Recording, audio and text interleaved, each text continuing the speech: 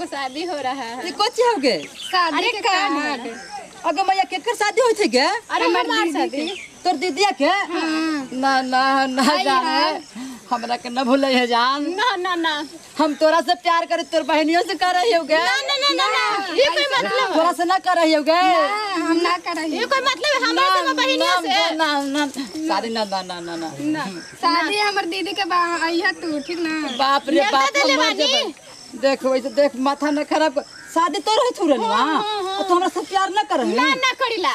हाय के तोहरा प्यार में हम कोची न कर लियो के कोची होलो बस गया ना ना ना ना ना ना ना जाइए ना ना कहे जा नहीं हमर दीदी जाए हम दूसर चीजा खोजले बानी। तक तोर प्यार में हम कोची न कर लिया अपन बाजी के खेत बेच दिले तू दूसरा से शादी करवाएंगे। हम करवाए तू तोरा न कहती साली तू साली है तू चुपचाप रह। ना हम साली नहीं तो है तू एकदम चुपचाप रह तू कौन घर वाली कुछ जीजा बनिएगा तब ना साली रहिएगा। जीजा ना तो साली कहाँ से? हया के मारो के बास धके रोए गेला तू हट न हो हम अपन बहन के ले जा।